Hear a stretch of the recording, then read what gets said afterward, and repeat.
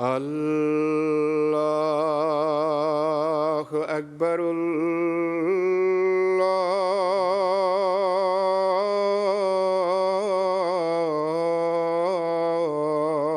الله أكبر.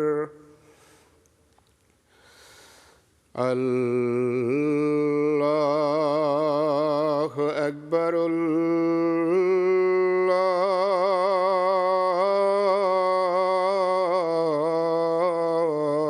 الله أكبر. أشهد أن لا إله إلا الله. أشهد أن لا إله إلا الله. أشهد أن محمدًا رسول الله.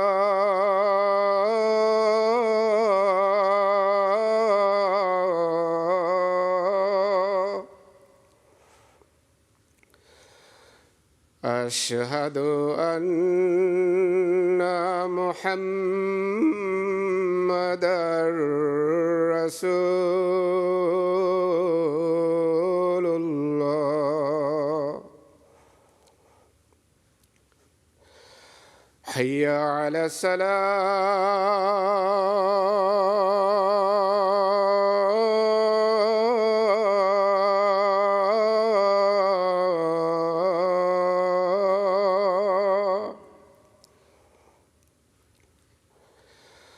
حي على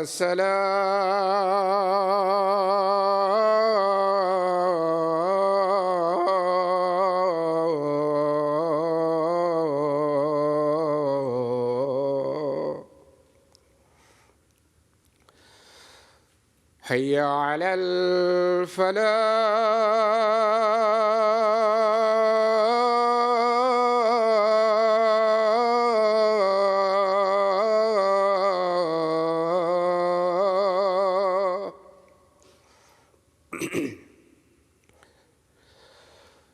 حي على الفلاح.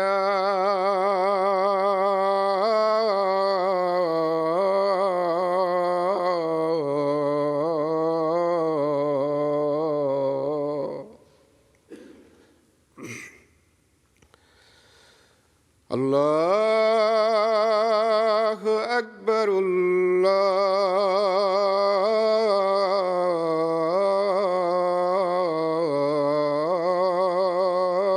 الله أكبر. لا إله إلا الله.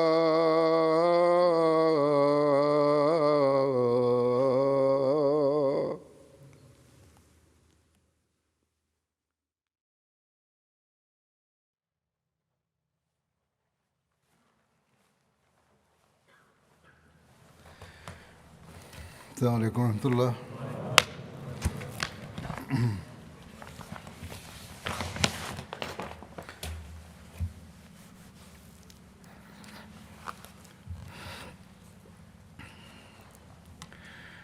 أشهد أن لا إله إلا الله.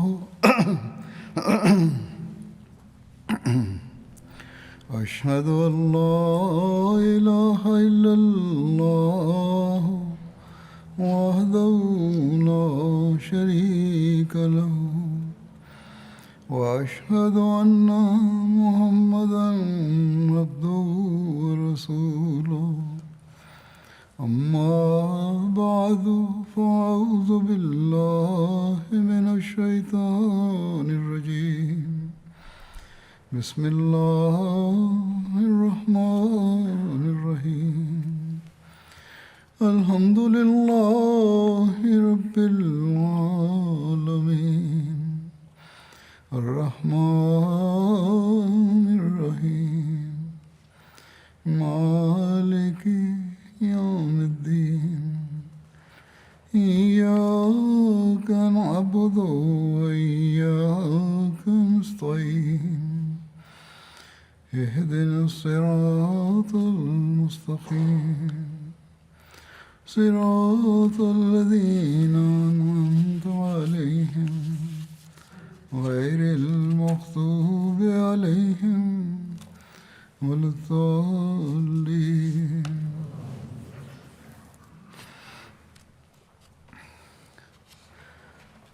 مسلمانوں کی مرتدین باغیوں کے خلاف کارروائیوں کا ذکر ہو رہا ہے.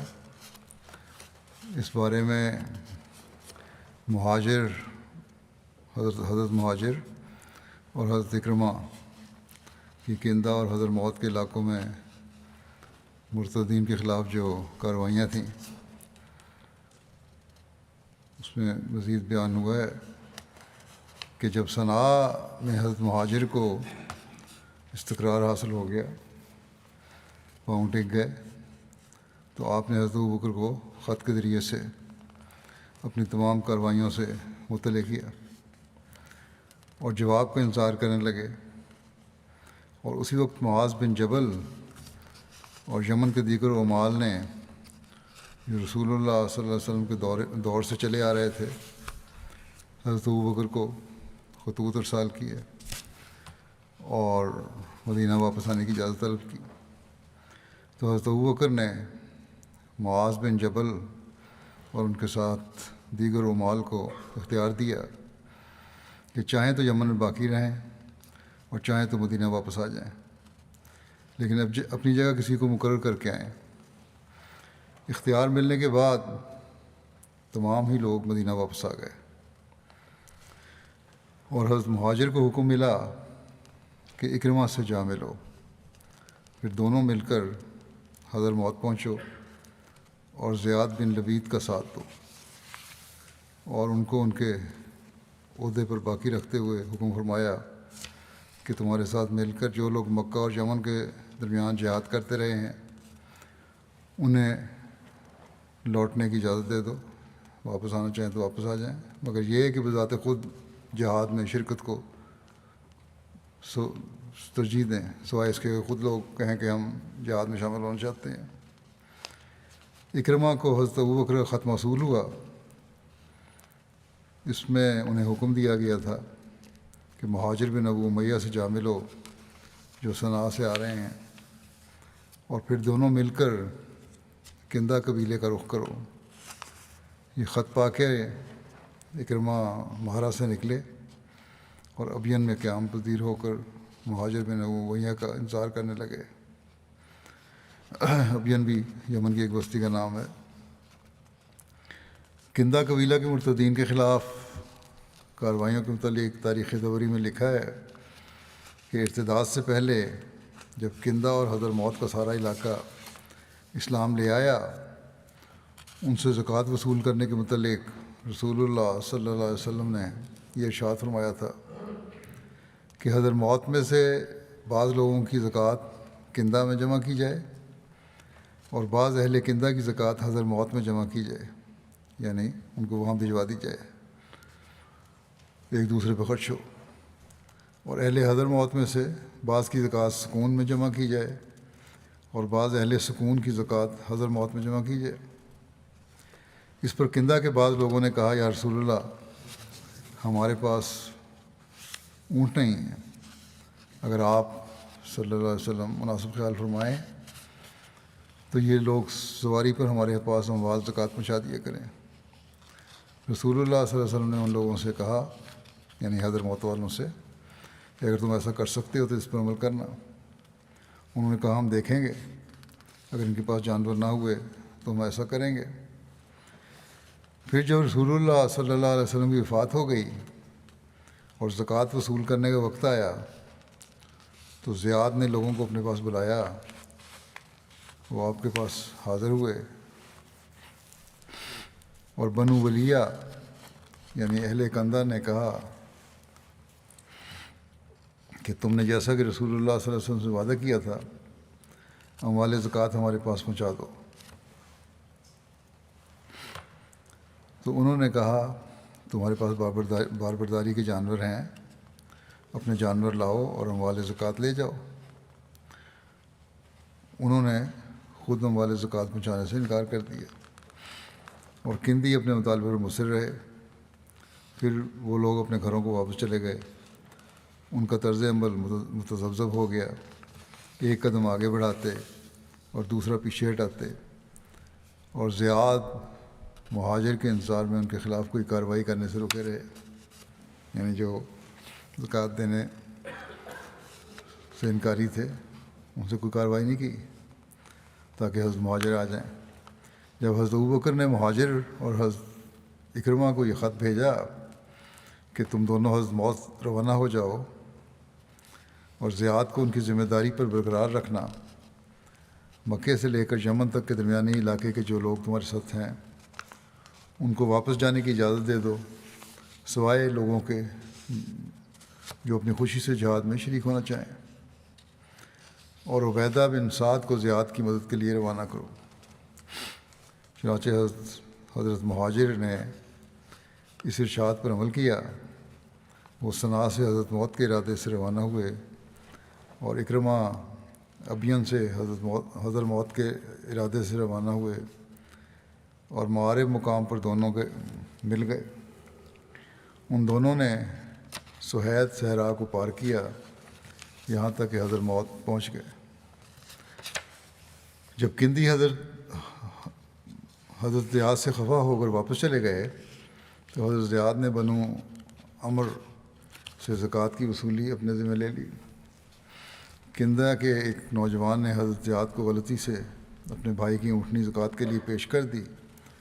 حضرت زیاد نے اس کو آگ سے داغ کر زکوٰۃ کا نشان لگا دیا، مور لگا دی کہ بیت المال کی ہے، زکوٰۃ کا مال ہے۔ اور جب اس لڑکے نے اونٹنی بدلنے کا کہا کہ غلطی سے ہو گیا تھا تو حضرت زیاد سمجھے کہ یہ بہانے بنا رہا ہے، اس لیے آپ راضی نہ ہوئے۔ اس پر انہوں نے اپنے قبیلے کے لوگوں اور ابو سمیت کو مدد کے لیے پکارا، یعنی اونٹنی دینے والوں نے۔ ابو سمیت نے جب حضرت زیاد سے اونٹنی بدلنے کا مطالبہ کیا تو حضرت زیاد اپنے موقف پر مصر رہے۔ ابو سمیت کو غصہ آیا، اس نے زبردستی اونٹنی کھول دی، جس پر حضرت زیاد کے ساتھیوں نے ابو سمیت اور اس کے ساتھیوں کو قید کر لیا اور اونٹنی کو بھی قبضے میں لے لیا۔ ان لوگوں نے ایک دوسرے کی مدد کے لیے پکارا، چنانچہ بنو معاویہ ابو سمیت کی مدد کے لیے آ گئے۔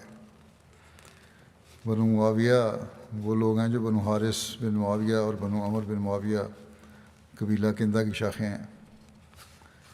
انہوں نے حضرت زیاد سے اپنے ساتھیوں کی رہائی کا مطالبہ کیا، لیکن حضرت زیاد نے ان کے منتشر ہونے تک قیدیوں کو رہا کرنے سے انکار کر دیا۔ انہوں نے کہا اس طرح نہیں، تم لوگ چلے جاؤ، پھر میں دیکھوں گا۔ جب یہ لوگ منتشر نہ ہوئے تو حضرت زیاد نے ان پر حملہ کر کے ان کے بہت سے آدمیوں کو قتل کر دیا اور کچھ لوگ وہاں سے فرار ہو گئے۔ حضرت زیاد نے واپس آ کر ان کے قیدی بھی رہا کر دیے، مگر ان لوگوں نے واپس جا کر جنگ کی تیاری شروع کر دی۔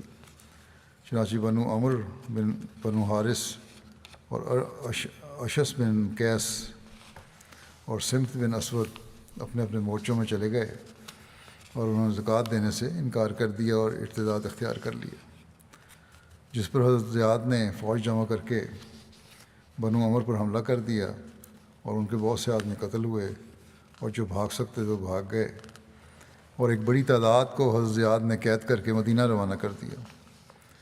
راستے میں اشس اور بنو حارث کے لوگوں نے حملہ کر کے مسلمانوں سے اپنے قیدی چھڑوا لیے۔ اس واقعے کے بعد اطراف کے کئی قبائل بھی ان لوگوں کے ساتھ مل گئے اور انہوں نے بھی ارتداد کا اعلان کر دیا۔ اس پر حضرت زیاد نے مدد کے لیے حضرت مہاجر کی طرف خط لکھا۔ حضرت مہاجر نے حضرت اکرمہ کو اپنا نائب بنایا اور خود اپنے ساتھیوں کو لے کر کندہ پر حملہ آور ہوئے۔ کندہ کے لوگ بھاگ کر نجیر نامی اپنے ایک قلعہ میں محصور ہو گئے، کہ بھی یمن کا ایک قلعہ تھا حضرت موت کے قریب۔ اس قلعے کے 3 راستے تھے۔ ایک راستے پر حضرت زیاد اتر گئے، دوسرے پر حضرت مہاجر نے ڈیرا ڈال لیا، اور تیسرا راستہ کندہ ہی کے تصرف میں رہا، یہاں تک کہ حضرت اکرمہ پہنچے اور اس راستے پر قابض ہو گئے۔ حضرت زیاد اور حضرت مہاجر کا لشکر 5000 مہاجرین اور انصار، صحابہ اور دیگر قبائل پر مشتمل تھا۔ جب قلعہ نجیر کے محصورین نے دیکھا کہ مسلمانوں کو برابر امداد پہنچ رہی ہے تو ان پر دہشت داری ہو گئی۔ اس وجہ سے ان کا سردار اشس فوراً حضرت اکرمہ کے پاس پہنچ کر امان کا طالب ہوا۔ حضرت اکرمہ اشس کو لے کر حضرت مہاجر کے پاس آئے۔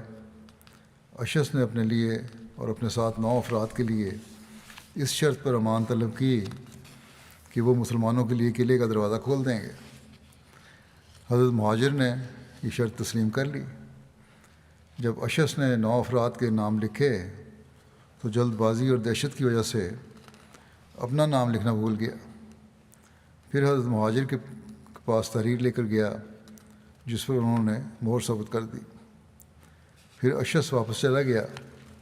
جب اس نے قلعے کا دروازہ کھول دیا تو مسلمان اس میں داخل ہو گئے۔ فریقین کی لڑائی میں 700 کندی قتل کر دیے گئے۔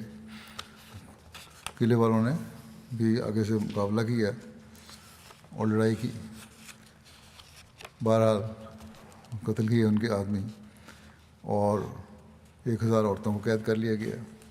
اس کے بعد حضرت مہاجر نے امان نامہ منگوایا اور اس میں درج تمام لوگوں کو معاف کر دیا، مگر اس میں اشس کا نام نہ تھا۔ اس پر حضرت مہاجر نے ان کے قتل کا ارادہ کر لیا، مگر حضرت اکرمہ کی درخواست پر اسے باقی قیدیوں کے ساتھ حضرت ابوبکر کی خدمت میں روانہ کر دیا کہ اس کے بارے میں بھی حضرت ابوبکر ہی فیصلہ فرمائیں۔ جب مسلمان فتح کی خبر اور قیدیوں کے ساتھ حضرت ابوبکر کی خدمت میں حاضر ہوئے تو آپ نے اشس کو طلب کیا اور فرمایا، تم بنو ولیہ کے فریب میں آ گئے، اور وہ ایسے نہیں کہ تم انہیں فریب دے سکو، اور وہ بھی تمہیں اس کام کا اہل نہیں سمجھتے تھے۔ وہ خود ہلاک ہوئے اور تمہیں بھی ہلاک کیا۔ کیا تم اس بات سے نہیں ڈرتے کہ تمہیں رسول اللہ صلی اللہ علیہ وسلم کی بددعا کا ایک حصہ پہنچا؟ دراصل حضرت صلی اللہ علیہ وسلم نے کندہ قبیلے کے 4 سرداروں پر لعنت کی تھی جو اشس کے ساتھ اسلام قبول کیا تھا، پھر مرتد ہو گئے۔ تو وہ نے فرمایا، تمہارا کیا خیال ہے کہ میں تمہارے ساتھ کیا سلوک کروں گا؟ اشس نے کہا، مجھے آپ کی رائے کا علم نہیں۔ حضرت ابوبکر نے فرمایا کہ میرے خیال میں تمہیں قتل کر دینا چاہیے۔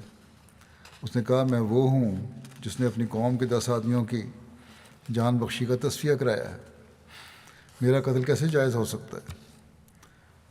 آپ نے فرمایا کہ کیا مسلمانوں نے معاملہ تمہارے سپرد کیا تھا؟ اس نے کہا، جی ہاں۔ تو حضرت ابوبکر نے فرمایا، جب انہوں نے معاملہ تمہارے سپرد کیا اور پھر تم ان کے پاس آئے تو کیا انہوں نے اس پر مہر ثبت کی تھی؟ اس نے کہا، جی ہاں۔ آپ نے فرمایا کہ تحریر پر مہر ثبت ہونے کے بعد صلح اس کے مطابق واجب ہو گئی جو اس میں تحریر تھا؟ اس سے پہلے تم صرف مصالحت کی گفتگو کر رہے تھے۔ جب اشس ڈرا کہ وہ مارا جائے گا تو اس نے عرض کیا کہ اگر آپ مجھ سے کسی بھلائی کی توقع رکھتے ہیں تو ان قیدیوں کو آزاد کر دیجئے اور میری لغزشیں معاف فرمائیے اور میرا اسلام قبول کر لیجئے، اور میرے ساتھ وہی سلوک روا رکھیے جو مجھ جیسوں کے ساتھ آپ کیا کرتے ہیں، اور میری بیوی میرے پاس واپس لوٹا دیجیے۔ لکھا ہے کہ اس واقعے سے قبل ایک مرتبہ اشس رسول اللہ صلی اللہ علیہ وسلم کی خدمت میں حاضر ہوا تھا۔ اس نے حضرت ابوبکر کی بہن فروہ بنت ابو قحافہ کو پیغام نکاح دیا تھا۔ حضرت ابو قحافہ نے اپنی لڑکی اس کی زوجیت میں دے دی تھی اور رخصتی کو اشس کی دوبارہ آمد پر اٹھا رکھا تھا کہ دوبارہ آئے گا تو رخصتی ہو جائے گی۔ ایک مصنف نے فروہ کو حضرت ابوبکر کی صاحبزادی بھی قرار دیا ہے۔ بہرحال پھر رسول اللہ صلی اللہ علیہ وسلم وفات پا گئے اور اشس مرتد اور باغی ہو گیا، اس لیے اسے اندیشہ ہوا کہ اس کی بیوی اس کے حوالے نہ کی جائے گی۔ اشس نے حضرت ابوبکر سے عرض کیا کہ آپ مجھے اللہ کے دین کے لیے اپنے علاقے کے بہترین لوگوں میں پائیں گے۔ اس پر حضرت ابوبکر نے اس کی جان بخش دی اور اس کا اسلام قبول کر لیا اور اس کے گھر والے اس کے سپرد کر دیے۔ نیز فرمایا جاؤ اور مجھے تمہارے متعلق خیر کی خبریں پہنچیں۔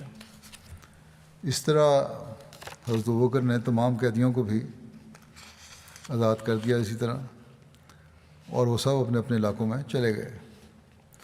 ایک روایت کے مطابق اپنی قوم سے بدعہدی کرنے کے باعث اشس اپنے قبیلے میں واپس جانے کی ضرورت نہ کر سکا، اور قید سے چھوٹنے کے بعد فروہ کے ساتھ مدینہ میں قیام پذیر رہا۔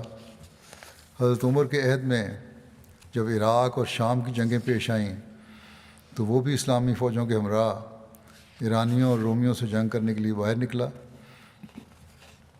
اور کارہائے نمایاں انجام دیے، جس کی وجہ سے لوگوں کی نظر میں اس کا وقار پھر بلند ہو گیا اور اس کی گمگشتہ عزت پھر واپس مل گئی۔ الغرض جب تک پوری طرح امن و امان قائم نہ ہو گیا اور اسلامی حکومت کی بنیادیں مستحکم نہ ہو گئیں، حضرت مہاجر اور حضرت اکرمہ اس وقت تک حضرموت اور کندہ میں ہی مقیم رہے۔ مرتد باغیوں کے ساتھ یہ آخری جنگیں تھیں۔ ان کے بعد عرب سے بغاوت کا مکمل طور پر خاتمہ ہو گیا اور تمام قبائل حکومت اسلامیہ کے زیر نگیں آ گئے۔ حضرت مہاجر نے اس علاقے میں امن و امان قائم رکھنے اور بغاوت و سرکشی کے اسباب کے مکمل طور پر نابود کرنے کے لیے اسی سختی سے کام لیا جس سے وہ یمن میں کام لے چکے تھے۔ حضرت ابوبکر نے حضرت مہاجر کو یمن اور حضرموت میں سے کسی ایک علاقے کو اختیار کرنے کے بارے میں لکھا تو انہوں نے یمن کو اختیار کر لیا۔ اس طرح یمن پر 2 امیر مقرر ہوئے۔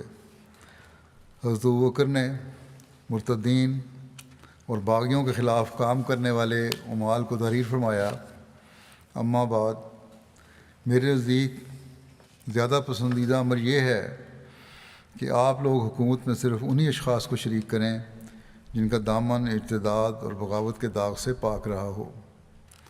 بیشک وہ اب واپس آ گئے ہیں، لیکن یہ دیکھو ان میں سے وہ شامل تو نہیں جو پہلے ارتداد اختیار کر چکے ہیں یا بغاوت کر چکے ہیں۔ پھر اب فرمایا کہ آپ سب اسی پر عمل کریں اور اسی پر کاربند رہیں۔ فوج میں جو لوگ واپسی کے خواہاں ہوں ان کو واپسی کی اجازت دے دو، اور دشمن سے جہاد کرنے میں کسی مرتد باغی سے ہرگز مدد نہ لو۔ اکثر مصنفین اور خاص طور پر اس زمانے کے سیرت نگار عموماً حضرت ابوبکر کی ان جنگوں کا ذکر کرتے ہوئے بیان کرتے ہیں کہ گویا جن لوگوں نے نبوت کا جھوٹا دعویٰ کیا تھا ان کے خلاف یہ سارا جہاد کیا گیا اور تلوار کے زور سے ان کا کلمہ کیا گیا، کیونکہ یہی ان کی شرعی سزا تھی۔ لیکن تاریخ و سیرت کا مطالعہ کرنے والا ہرگز اس بات کی تائید نہیں کر سکتا، جیسا کہ قرآن کریم اور آن حضرت صلی اللہ علیہ وسلم کی مبارک طرز عمل اور احادیث مبارکہ کی روشنی میں پہلے بیان ہو چکا ہے کہ نہ تو آن حضرت صلی اللہ علیہ وسلم نے کبھی محض نبوت کا دعویٰ کرنے پر کوئی کارروائی فرمائی، اور نہ ہی حضرت ابوبکر کی یہ جنگی مہمات صرف اس وجہ سے تھیں کہ جھوٹے مدعیان نبوت کا قلعہ کیا جاتا، بلکہ اصل سبب ان لوگوں کی باغیانہ روش تھی۔ چنانچہ اس بات کی وضاحت کرتے ہوئے کہ مدعیان نبوت سے صحابہ نے کیوں جنگیں کیں، حضرت مسلم رضی اللہ عنہ نے بیان فرمایا ہے کہ مولانا مودودی صاحب کا یہ لکھنا کہ صحابہ نے ہر اس شخص کے خلاف جنگ کی جس نے آن حضرت صلی اللہ علیہ وسلم کے بعد نبوت کا دعویٰ کیا، صحابہ کے اقوال کے خلاف ہے۔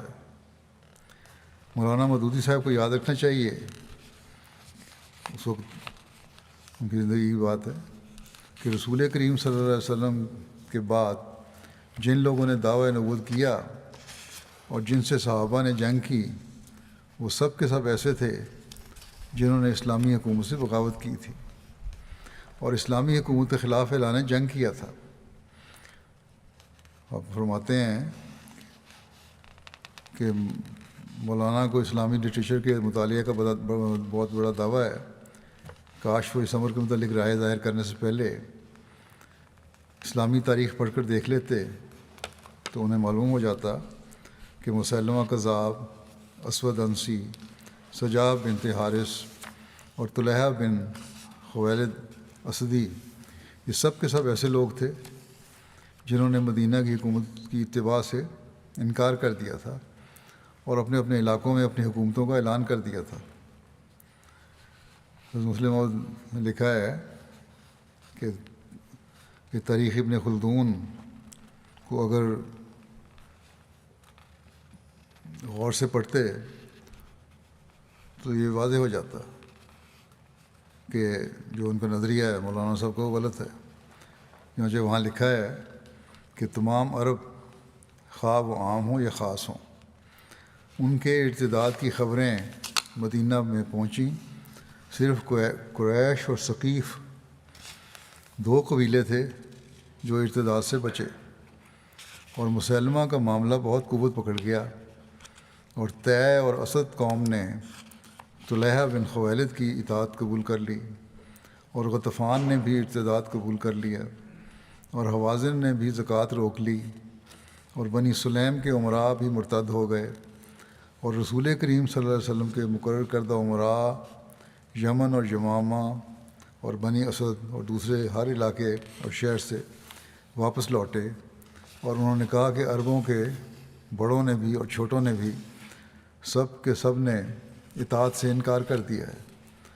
حضرت ابوبکر رضی اللہ عنہ نے انتظار کیا کہ اسامہ واپس آئے تو پھر ان کے ساتھ جنگ کی جائے، لیکن اوس اور ذبیان کے قبیلوں نے جلدی کی اور مدینہ کے پاس ابرک مقام پر آ کر ڈیرے ڈال دیے، اور کچھ اور لوگوں نے ذوالقصہ میں آ کر ڈیرے ڈال دیے۔ ان کے ساتھ بنی اسد کے معاہد بھی تھے، اور بنی کنانہ میں سے بھی کچھ لوگ ان سے مل گئے تھے۔ ان سب نے حضرت ابوبکر کی طرف وفد بھیجا اور مطالبہ کیا کہ نماز تک تو ہم آپ کی بات ماننے کے لیے تیار ہیں۔ مدینہ کے ارد گرد کا جمع ہو گئے اور یہ بات کی کہ نماز تک تو بات ماننے کے لیے تیار ہیں، لیکن زکوٰۃ ادا کرنے کے لیے ہم تیار نہیں۔ لیکن حضرت ابوبکر نے ان کی اس بات کو رد کر دیا۔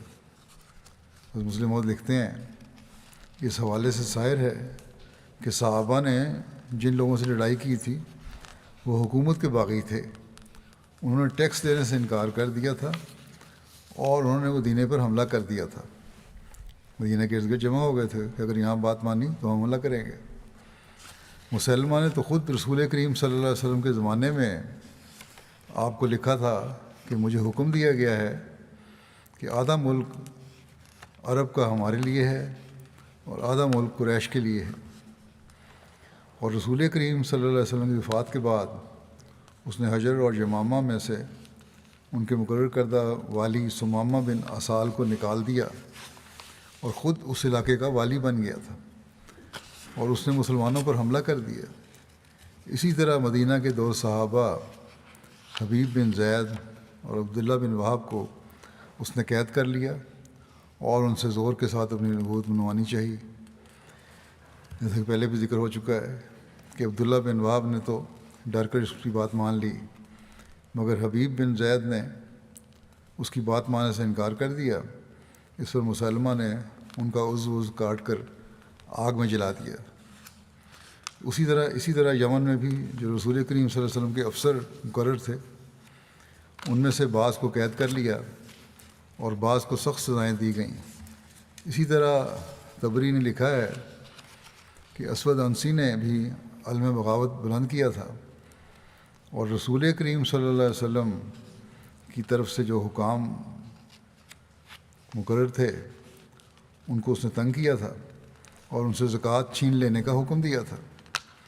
پھر اس نے صنعاء میں رسول کریم صلی اللہ علیہ وسلم کے مقرر کردہ حاکم شہر بن بازان پر حملہ کر دیا، بہت سے مسلمانوں کو قتل کیا، لوٹ مار کی، گورنر کو قتل کر دیا، اور اس کو قتل کر دینے کے بعد اس کی مسلمان بیوی سے جبرن نکاح کر لیا۔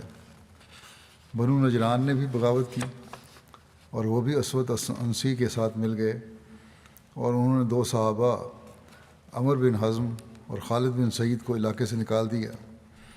ان واقعات سے ظاہر ہے کہ مدعیان نبوت کا مقابلہ اس وجہ سے نہیں کیا گیا تھا کہ وہ رسول کریم صلی اللہ علیہ وسلم کی امت میں سے نبی ہونے کے دعوے دار تھے اور رسول کریم صلی اللہ علیہ وسلم کے دین کی اشاعت کے مدعی تھے، بلکہ صحابہ نے ان سے اس لیے جنگ کی تھی کہ وہ شریعت اسلامیہ کو منسوخ کر کے اپنے قانون جاری کرتے تھے اور اپنے علاقے کی حکومت کے دعوے دار تھے، اور صرف علاقے کی حکومت کے دعوے دار ہی نہیں تھے بلکہ انہوں نے صحابہ کو قتل کیا، اسلامی ملکوں پر چڑھائیاں کیں، قائم شدہ حکومت کے خلاف بغاوت کی اور اپنی آزادی کا اعلان کیا۔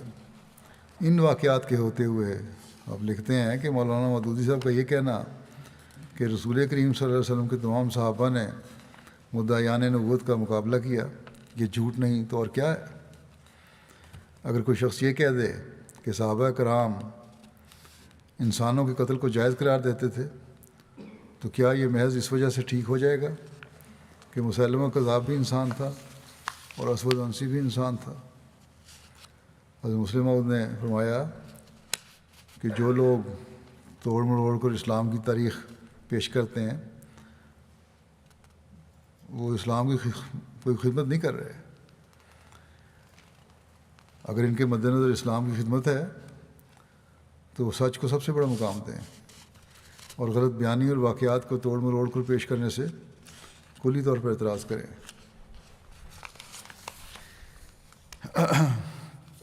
بہرحال سرزمین عرب سے ان سب کے ختم ہونے کی وجہ سے بغاوتوں کا مکمل خاتمہ ہو گیا۔ ایک تاریخ نگار نے لکھا ہے کہ اب عرب کی تمام بغاوتوں کا خاتمہ ہو چکا تھا اور تمام مرتدین کی سرکوبی کی جا چکی تھی۔ حضرت ابوبکر رضی اللہ عنہ نے اس ملک گیر فتنے کا جس منصوبہ بندی اور سرعت کے ساتھ قلع کما کیا تھا وہ آپ کی اعلیٰ صلاحیتوں کا آئینہ دار ہے، اور صاف نظر آتا ہے کہ کس طرح قدم قدم پر آپ کو الہی تائید و نصرت حاصل تھی۔ 1 سال سے بھی کم مدت میں فتنہ ارتداد اور بغاوت پر قابو پا لینا، سرزمین عرب پر اسلام کی حاکمیت کو دوبارہ قائم کر دینا ایک حیرت انگیز کارنامہ ہے۔ حضرت ابوبکر صدیق رضی اللہ عنہ کو اسلام کے غلبے سے بے حد خوشی تھی، لیکن اس مسرت میں غرور اور تکبر کا نام تک نہیں تھا، کیونکہ وہ جانتے تھے کہ یہ جو کچھ ہوا محض اللہ کے فضل اور اس کی مہربانی سے ہوا۔ ان کی یہ طاقت نہیں تھی کہ وہ مٹھی بھر مسلمانوں کے ذریعے سے سارے عرب کے مرتدین کی جرار فوجوں کا مقابلہ کر کے انہیں شکست دے کر اسلام کا علم نہایت شان و شوکت سے دوبارہ بلند کر سکتے۔ حضرت ابوبکر صدیق کے سامنے اب یہ مسئلہ تھا کہ وحدت دینی کو تقویت دینے اور اسلام کو بام عروج تک پہنچانے کے لیے کیا کیا اقدامات کیے جائیں۔ حضرت ابوبکر صدیق کی سیاست کا محور صرف اور صرف فروغ اسلام تھا، اور یہی خواہش ہر لحظہ ان کے دل و دماغ میں رہتی تھی۔ ہرچند کہ مرتد باغیوں کا قلع کما کرنے کے بعد ہر شخص کو یہ یقین ہو گیا تھا کہ اب خلیفہ رسول صلی اللہ علیہ وسلم کے سامنے کوئی فتنہ پرداز جم نہیں سکتا، لیکن عام لوگوں کی طرح حضرت ابوبکر کسی خوش فہمی کا شکار نہ تھے۔ آپ جانتے تھے کہ بیرونی طاقتیں ارتداد اور بغاوت کے فتنے کے خابیدہ کو پھر سے بیدار کر کے بدامنی پھیلانے کا موجب بن سکتی ہیں۔ عارضی طور پر نس ہو گیا ہو یہ فتنہ۔ بیرونی طاقتیں جو مخالف ہیں اسلام کی، وہ بڑی بڑی حکومتیں تھیں عرب کے سرحدوں پر، وہ دوبارہ بدامنی پھیلا سکتی ہیں، اس لیے کسی خوشفہمی میں مبتلا نہیں تھے وہ۔ عرب قبائل کی اس متوقع شورش انگیزی سے بچنے کے لیے مناسب سمجھا گیا کہ عرب قبائل کی توجہ ایران اور شام کی طرف منتف کی جائے تاکہ انہیں حکومت کے خلاف فساد برپا کرنے کا موقع نہ مل سکے، اور اس طرح مسلمانوں کو اطمینان نصیب ہو اور وہ دل جمی سے احکام دین پر عمل پیرا ہو سکیں۔ چنانچہ عرب کی سرحدوں کے دفاع اور اسلامی ریاست کو اپنے مضبوط حریفوں سے محفوظ رکھنے کے لیے ضروری ہو گیا تھا کہ ان طاقتور قوموں تک اسلام کو پیغام پہنچایا جائے، تاکہ یہ قومیں اسلام کے عالمگیر پیغام کو تسلیم کر کے یا سمجھ کر خود بھی امن و سلامتی کے ساتھ اپنی زندگیاں بسر کریں اور دوسرے بھی ان کی چیرہ دستیوں سے محفوظ اور مامون ہو کر امن اور سلامتی کے ساتھ آزادانہ طور پر اپنے اپنے دین و مذہب پر کاربند ہو سکیں۔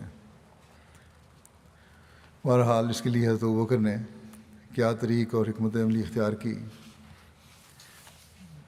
اس بارے میں تاریخی کتب میں لکھا ہے کہ مرتد باغیوں کی جنگوں اور مہمات کے ختم ہونے کے بعد حضرت ابوبکر صدیق آئندہ کے اقدامات کے متعلق غور و فکر میں مشغول تھے کہ عرب اور اسلام کی دیرینہ دشمن ایران اور روم کی سلطنتوں سے مستقل طور پر محفوظ رہنے کے لیے کیا لائحہ عمل اختیار کیا جائے، کیونکہ حضرت صلی اللہ علیہ وسلم کی حیات مبارکہ میں بھی یہ دونوں طاقتیں عرب کو اپنے زیر نگین رکھنا چاہتی تھیں، اور جب آپ صلی اللہ علیہ وسلم کی وفات ہو گئی اور بہت سے علاقوں اور قبائل میں ارتداد اور بغاوت کی آگ نے ریاست مدینہ کو اپنی لپیٹ میں لے لیا، تو بعض جگہوں پر اس کے پیچھے ایک ہاتھ انہی طاقتوں کا بھی تھا، اور اس موقع کو غنیمت جانتے ہوئے ہرقل کی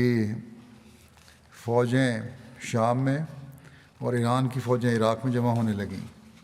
اس لیے ممکن ہی نہ تھا کہ حضرت ابوبکر جو حضرت صلی اللہ علیہ وسلم کے ارشاد مبارک کی تعمیل میں سب سے پہلے رومیوں کے خلاف پہلا لشکر حضرت اسامہ کی قیادت میں بھیج چکے تھے، وہ ان غاصب اور جابر طاقتوں سے بے خوف ہو کر بے فکر رہ سکتے، لیکن قبل اس کے کہ آپ ابھی کوئی لائحہ عمل سب کے سامنے رکھتے کہ آپ کو خبر ملی کہ حضرت مثنہ بن حارثہ جنہوں نے بحرین میں مرتد باغیوں کی بغاوت کو ختم کرنے میں مدد کی تھی، انہوں نے اپنے ساتھیوں کو ہمراہ لیا اور خلیج فارس کے ساحل کے ساتھ ساتھ شمال کی جانب عراق کی طرف پیش قدمی شروع کر دی۔ آخر وہ ان عربی قبائل میں جا پہنچے جو دجلہ اور فرات کے ڈیلٹائی علاقوں میں آباد تھے۔ حضرت مثنہ بن حارثہ بحرین کے ایک قبیلہ بکر بن وائل سے تعلق رکھتے تھے۔ بحرین کا علاقہ یمامہ اور خلیج فارس کے درمیان واقع تھا، اور اس میں موجود قطر اور امارت بحرین یہ جزیرہ بھی شامل تھے۔ اس کا دارالحکومت دارین تھا۔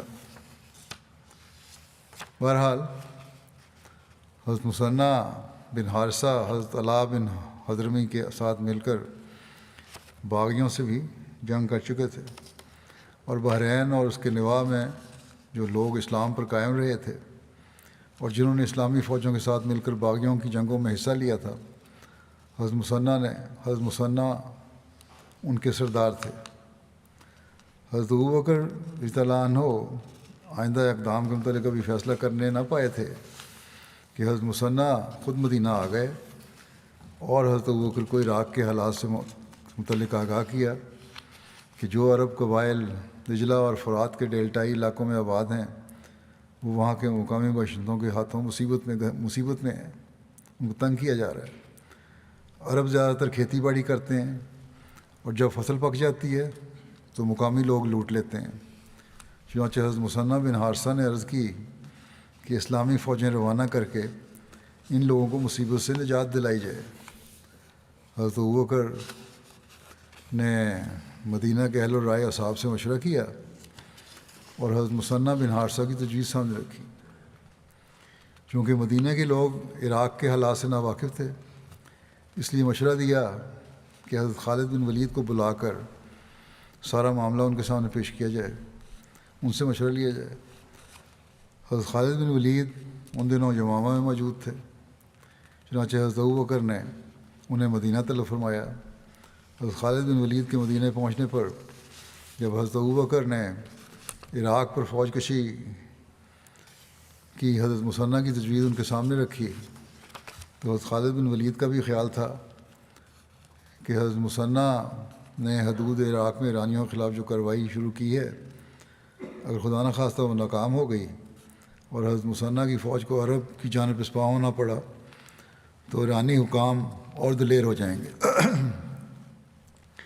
وہ صرف حضرت مثنیٰ کی فوج کو عراق کی حدود سے باہر نکالنے پر اکتفا نہیں کریں گے، بلکہ بحرین اور اس کے ملکہ علاقوں پر دوبارہ اثر و رسوخ قائم کرنے اور تسلط بٹھانے کی بھی کوشش کریں گے، اور ایسی صورتحال میں اسلامی حکومت کو خطرہ پیدا ہو جائے گا۔ لہٰذا انہوں نے بھی یہ کہا کہ اس خطرے سے بچنے کے لیے قرار واقعی امداد مہیا کی جائے، مسعود مثنیٰ کو وہاں فوج بھیجی جائے، اور ایرانیوں کو عرب کی حدود میں اثر و رسوخ جمانے کے بجائے مزید پسپائی پر مجبور کیا جائے، تاکہ ان کی جانب سے آئندہ کبھی عرب کو کوئی خطرہ باقی نہ رہے۔ حضرت خالد بن ولید نے اپنی یہ رائے پیش کی تو آپ کی یہ رائے سن کے دیگر اصحاب نے بھی حضرت مثنیٰ کی تجاویز قبول کر لیں، اور حضرت ابوبکر نے حضرت مثنیٰ کو ان لوگوں کا سردار مقرر کر دیا جنہیں ہمراہ لے کر انہوں نے عراقی حدود میں پیش قدمی کی تھی، اور حکم دیا کہ فی الحال وہاں کے عرب قبائل کو ساتھ میں لانے اور اسلام قبول کرنے پر آمادہ کریں، اور ساتھ ہی یہ بھی فرمایا کہ جلد ہی مدینہ سے ایک لشکر بھی ان کی امداد کے لیے روانہ کر دیا جائے گا، جس کی مدد سے وہ مزید پیش قدمی جاری رکھ سکیں گے۔ بعض مورخین کا خیال ہے کہ نہ مثنیٰ امداد کی درخواست کرنے کے لیے مدینہ گئے اور نہ حضرت ابوبکر نے ان سے ان کی ملاقات ہوئی، بلکہ وہ اپنے لشکر کے ہمراہ ڈیلٹائی علاقے میں پیش قدمی کرتے ہوئے بہت دور نکل گئے، اور آگے جا کر ایرانی سپہ سالار ہرمز کی افواج کا سامنا کرنا پڑا۔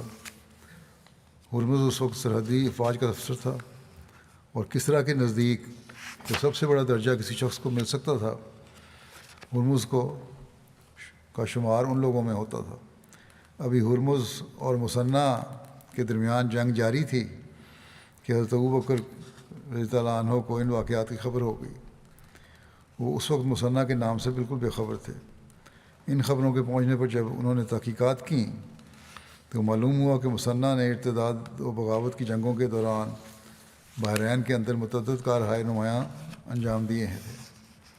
حضرت ابوبکر نے خالد بن ولید کو حکم دیا کہ حضرت مثنیٰ کی مدد کے لیے ایک لشکر کے ہمراہ عراق جائیں اور ہرمز پر فتح یاب ہو کر ہیرا کی جانب کوچ کریں۔ ہیرا بھی کوفہ سے 3 میل کے فاصلے پر ایک شہر ہے۔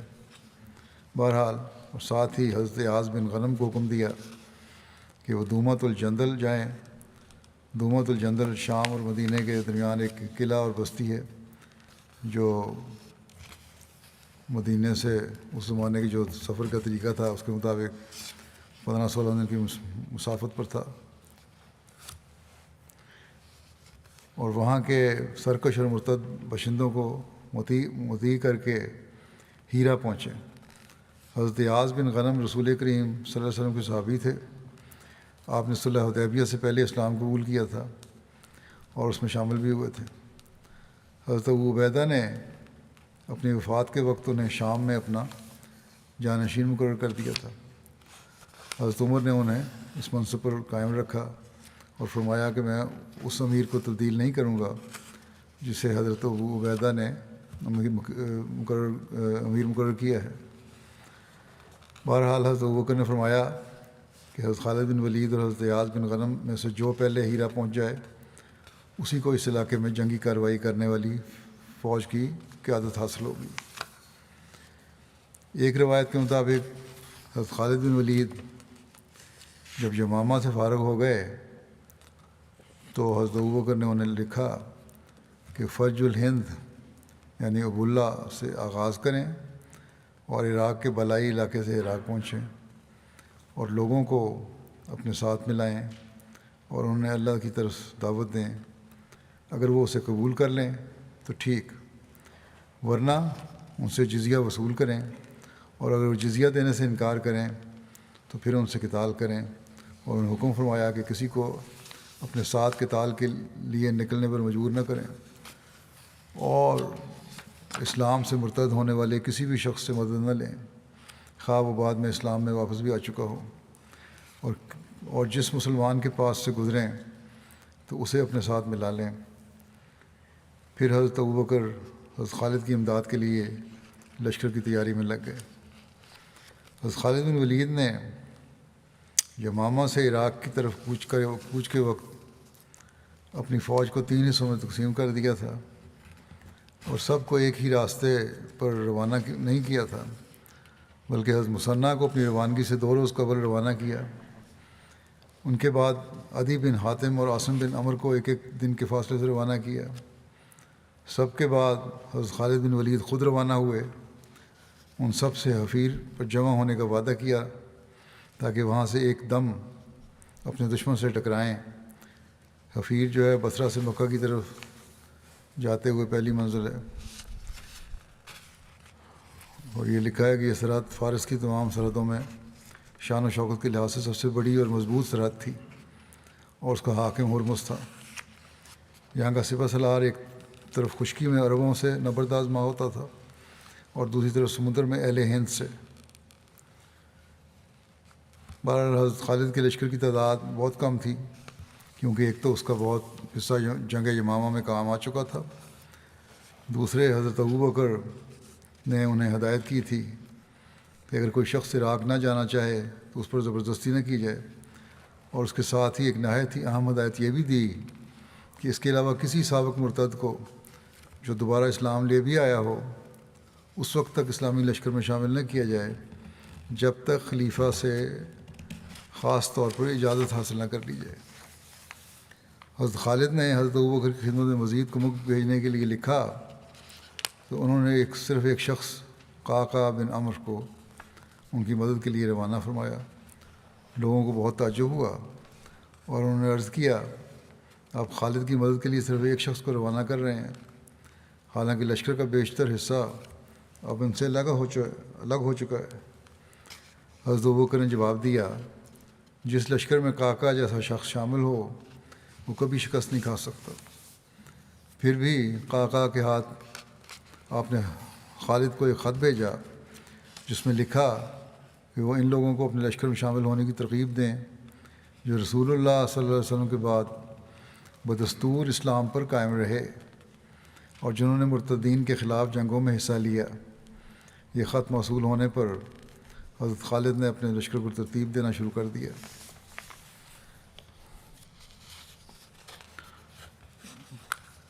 عراق کے کاشتکاروں کے سلسلے میں جو حضرت ابوبکر نے وصیت کی تھی اور جو حکمت عملی تھی اس کے بارے میں لکھا ہے کہ عرب عراق کی سرزمینوں میں بطور کاشتکار کام کرتے تھے۔ فصل تیار ہونے پر انہیں بٹائی کا بہت تھوڑا حصہ ملتا تھا۔ اکثر حصہ ان ایرانی ذمہ داروں کے پاس چلا جاتا تھا جو ان زمینوں کے مالک تھے۔ یہ ذمہ دار غریب عربوں پر بے حد ظلم توڑتے تھے اور ان کے ساتھ غلاموں سے بھی بدتر سلوک کیا کرتے تھے۔ حضرت ابوبکر نے عراق میں اپنے سالاروں کو حکم دے دیا کہ جنگ کے دوران میں ان عرب کاشتکاروں کو کوئی تکلیف نہ دی جائے اور نہ انہیں قتل کیا جائے اور نہ قیدی بنایا جائے، غرض ان سے کسی قسم کی بدسلوکی نہ کی جائے، کیونکہ وہ بھی ان کی طرح عرب ہیں اور ایرانیوں کے ظلم و ستم کی چکی میں پس رہے ہیں۔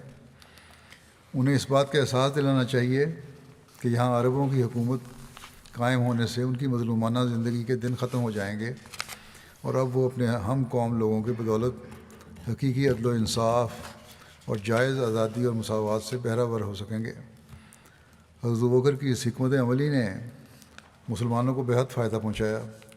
ان کی فتوحات کے راستے میں آسانیاں پیدا ہو گئیں اور انہیں یہ خدشہ نہ رہا کہ پیش قدمی کرتے وقت کہیں پیچھے سے حملہ ہو کر ان کا راستہ مسدود نہ ہو جائے۔ جب حضرت خالد بن ولید نے نباج میں پڑاؤ ڈالا تو حضرت مثنیٰ اس وقت اپنی فوج کے ساتھ خفان میں موجود تھے۔ نباج بصرہ اور یمامہ کے درمیان مقام ہے۔ خفان کوفہ کے قریب ایک جگہ ہے۔ حضرت خالد نے حضرت مثنیٰ کی طرف ایک خط لکھا کہ وہ آپ کے پاس آئیں، اور اس کے ساتھ حضرت ابوبکر کا وہ خط بھی بھیجا جس میں حضرت ابوبکر نے حضرت مثنیٰ بن حارثہ کو حضرت خالد کی اطاعت کا حکم دیا تھا۔ یہ تاریخ طبری کی روایت ہے ساری۔ پہلے تو وہ تھی، پھر یہ تھا کہ خالد کو خود بھیجا تھا حضرت ابوبکر نے۔ بہرحال جنگوں اور جنگیں ہوئیں، کون کون سی جنگیں ہیں، کیا ان کے نام تھے، اور ان کی فتوحات کا تذکرہ انشاءاللہ آئندہ ہوگا۔ یہ جنگیں ہیں جو اللہ تعالیٰ نے مسلمانوں کو حضرت ابوبکر کے دور خلافت میں ابوبکر کے دور خلافت میں مسلمانوں نے لڑیں ایرانیوں کے خلاف عراق کے علاقے میں، اور ان میں جو فتوحات عطا فرمائیں ان کا ذکر ہوگا انشاءاللہ۔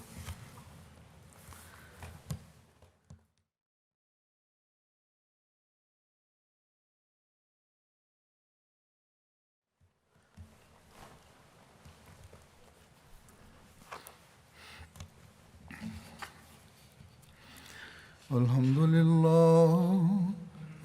لله نحمده ونستعينه ونستغفره ونؤمن به ونتوكل عليه ونعوذ بالله من شرور أنفسنا ومن سيئات أعمالنا من يهده الله فلا مضل له ومن يضلل فلا هادي له ونشهد أن لا إله إلا الله ونشهد أن محمدا عبده ورسوله عباد الله رحمكم الله إن الله يأمر بالعدل والإحسان إن الله يأمر بالعدل والإحسان وإيتاء ذي القربى وينهى عن الفحشاء والمنكر والبغي يعظكم لعلكم تذكرون اذكروا الله يذكركم وادعوه يستجب لكم ولذكر الله أكبر